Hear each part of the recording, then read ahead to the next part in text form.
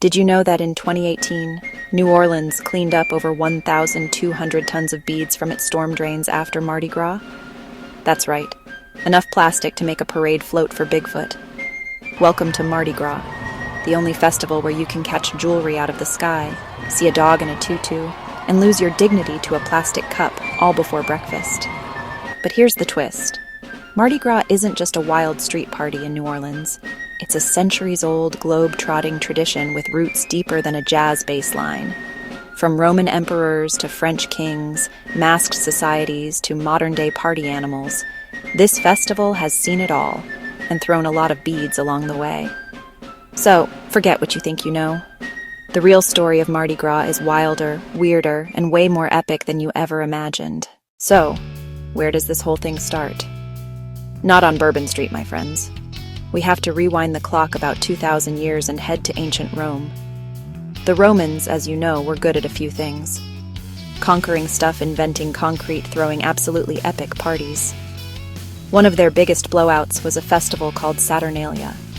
This was a week-long rager in December to honor Saturn, the god of agriculture. All the normal rules went out the window. Businesses closed. Social hierarchies flipped upside down. For a few days, slaves were treated as equals, sometimes even being served by their masters. It was a time of feasting, drinking, gambling, and general mayhem. Sound familiar? This festival wasn't just a one-off. The Romans had another one called Lupercalia in February. It was a fertility festival that involved, well, let's just say it was a very wild event. Now, what happens when a new religion, say Christianity, starts to take over the Roman Empire? You can't just tell millions of people, hey, you know those massive citywide parties you love? Yeah, we're canceling those. So instead of banning the pagan festivals, the early Christian church did something brilliant. They co-opted them. They basically put a Christian skin on a pagan party. You like feasting in late winter? Great. Let's do that right before our solemn period of Lent. This is where the name Mardi Gras starts to take shape. Lent is the 40-day period of fasting and prayer before Easter. So, the day before Lent begins, Ash Wednesday became the last chance to indulge. In French, this day is called Mardi Gras, which literally translates to Fat Tuesday. It was the day you were supposed to eat up all the fat eggs and rich foods in your house before the fasting began. It was a final, glorious explosion of gluttony before weeks of piety. The church basically created the world's first ever cheat day, and humanity has been taking full advantage of it ever since. From Rome, this tradition of a pre-Lenten carnival spread across Europe like wildfire. Each culture put its own unique spin on it. In Venice, it became famous for its elaborate masks and masquerade balls. In Germany, they have Carnival or Fasching, which involves parades and political satire. The core idea, however, remained the same everywhere. A period of revelry, a farewell to flesh, which is what Carnival literally means, before the austerity of Lent. So, the next time you see someone doing something questionable for a string of beads, you can nod wisely and say, "Ah, a classic homage to Roman Lupercalia." They won't know what you're talking about, but you'll feel incredibly smart. So this pre-Lenten party is tearing up Europe. For that, we need to thank the French. Specifically, a French-Canadian explorer named Pierre Le Moyne d'Iberville. In 1699, he's sailing up the Mississippi River, probably scouting for a good place to build a fort, or maybe just hunting a decent croissant. On March 3rd, he and his crew set up camp about 60 miles south of where New Orleans is today.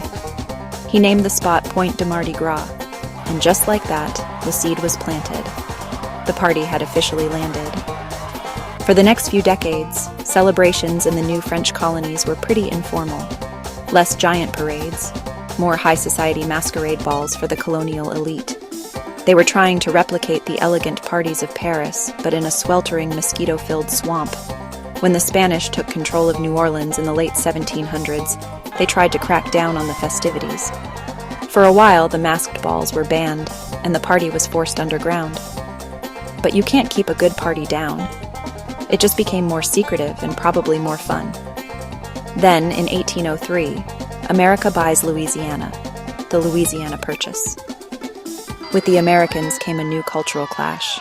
The new Anglo-American rulers saw the Creole celebrations as rowdy and a bit too French.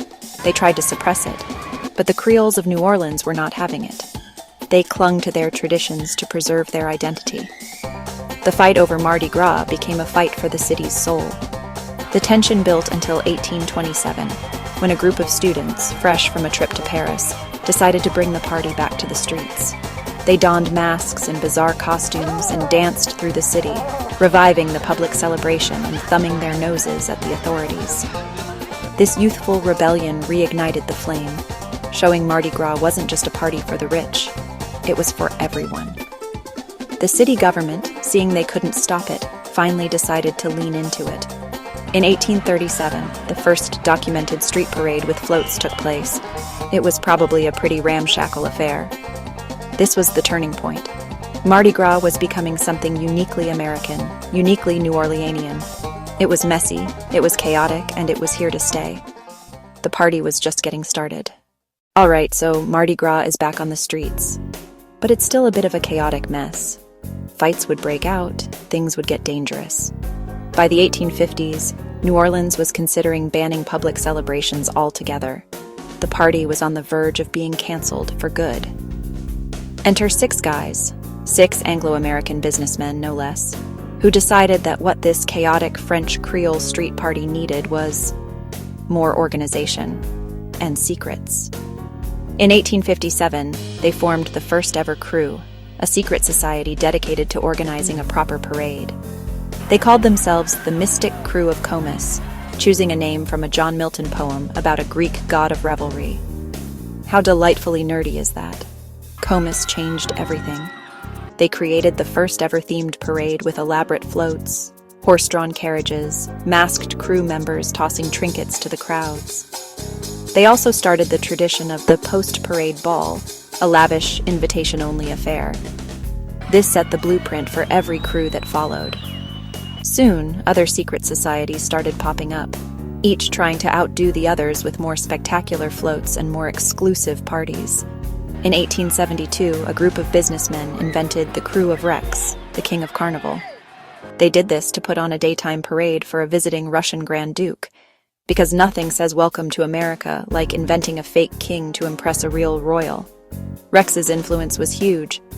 They're the ones who established the official Mardi Gras colors: purple for justice, green for faith, gold for power. They also started the tradition of the King of Carnival being a prominent citizen, and they created the Mardi Gras anthem, the song If Ever I Cease to Love. But most importantly, they started throwing cheap necklaces to the crowd as souvenirs. Over time, these cheap trinkets evolved into the plastic beads we know and love today. So yes, that entire economy of tossing shiny plastic is thanks to a fake king created to entertain a real duke. The world is a weird place. And let's not forget the king cake. This tradition is a direct descendant of those eat-all-the-rich-stuff European customs. The cake, usually a cinnamon-flavored ring decorated in Mardi Gras colors, has a tiny plastic baby hidden inside. Why a baby? Well, originally it was a bean or a pea, and it symbolized finding the baby Jesus on the Feast of the Epiphany. One of the most iconic parts of Mardi Gras is the mask. You see them everywhere, from the elaborate feathered creations on crew members to the cheap plastic ones sold on every corner. But the mask isn't just for decoration. It's rooted in a tradition of social subversion. Remember Saturnalia, where slaves and masters switched places? The mask serves the same purpose. For one day, it allows people to escape the rigid constraints of their social class, their job, and their everyday identity. Behind a mask, a banker could party with a bartender, and no one would know the difference. It's a powerful symbol of temporary freedom and equality. But here's a wild fact. If you are on a Mardi Gras float, you are required by law to wear a mask. That's right. It's not a suggestion, it's the law. The idea is to maintain the mystery and tradition of the cruise. The people on the floats are not supposed to be your neighbor Dave from accounting. They are anonymous agents of revelry, bestowing gifts upon the masses. Taking off your mask on a float is a major faux pas, and can get you kicked out of your crew. It's one of the few places in America where hiding your identity is not just encouraged, it's legally mandated. Talk about a plot twist. This theme of subverting the rules extends to another famous or infamous tradition, flashing. Let's be clear, this is not, and has never been, an official part of Mardi Gras. It's a modern, tourist-driven phenomenon mostly confined to the Bourbon Street balconies. The tradition of throws, the beads, the cups, the doubloons tossed from floats, is about the interaction between the crew and the crowd. It's a symbolic exchange. The balcony flashing trend that started in the 1970s is a completely separate thing. Most locals find it kind of tacky, a sideshow to the real main event, which is the family-friendly parade routes on St. Charles Avenue. And the crews themselves are full of strange rules and rituals. Many of them are secret societies with anonymous memberships. Getting into an old-line crew like Comus or Rex is nearly impossible unless you're born into the city's elite. Their membership rolls are secret. For much of its history, Mardi Gras was a deeply segregated affair. The old-line crews were exclusively for the city's white male elite. Black residents of New Orleans, excluded from the mainstream parades, created their own vibrant traditions. The most famous of these are the Mardi Gras Indians. Starting in the mid-19th century, African-American neighborhoods formed tribes that would parade on Mardi Gras Day in astonishingly elaborate, hand-sewn suits of beads and feathers. These suits, which can weigh over 100 pounds and take a full year to create, are works of folk art. Originally, the tribe's marches could lead to violent confrontations, but today their battles are fought with the beauty and craftsmanship of their suits. This separation began to change, slowly at first, and then with a bang. In 1968, the crew of Bacchus was formed, and it revolutionized the parade scene. Bacchus broke all the old rules. They weren't a secret society. They were a super crew with a large open membership. They had bigger, more spectacular floats, and they started the tradition of having a national celebrity reign as their king. Their first king was actor Danny Kaye. This made Mardi Gras a national media event. A few years later, the crew of Endymion followed suit, creating even more massive floats and hosting a post-parade extravaganza in the Superdome. The era of the super crew had begun. The biggest shakeup, however, came in 1991.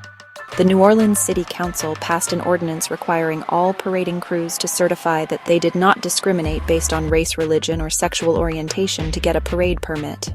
This was a direct challenge to the old-line, all-white, all-male crews. In protest, the three oldest crews, Comus, Momus, and Proteus, refused to sign and stopped parading.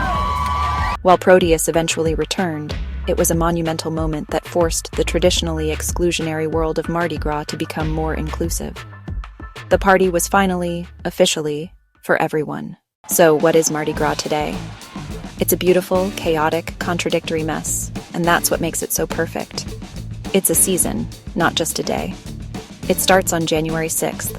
The Epiphany, it builds for weeks, and reaches its grand finale on Fat Tuesday. It's a multi-million-dollar economic engine for New Orleans, but at its core, the greatest free show on earth. You don't need a ticket. You just need to show up. The entire city comes together on the streets. Every neighborhood, every class, every race. The parades are the main event, but the real magic is in the details. High school marching bands practice all year, then play their moment on St. Charles Avenue. Families claim the same spot for generations. Ladders, barbecues, smaller, weirder walking parades keep the counterculture alive. Société de Saint-Anne Crew du Vieux, the taste of a king cake from a local bakery, the thrill of catching a perfect throw from a float. It's so much more than the headlines. Celebration, community-controlled chaos, a living tradition absorbing cultures, Roman paganism, French aristocracy, Spanish piety, African traditions, American commercialism, a glittery, slightly sticky ball of history. It survived plagues, wars, floods, social upheaval, and came back stronger, stranger. A reflection of its city, resilient, defiant, ready for a good time. Ultimately, Mardi Gras celebrates life itself before a period of reflection. Don't take yourself too seriously. Embrace the ridiculous shared joy with the person standing next to you. CEO, street sweeper. Wear a silly costume, yell for plastic junk. Feel part of something ancient and important. See purple, see green, see gold. Remember the wild history behind them. It's not just a party, it's a story. One of America's greatest stories. Thanks for watching. If you enjoyed this video, please like, subscribe, and let us know in the comments what history topics you'd love to see next on The History of Things.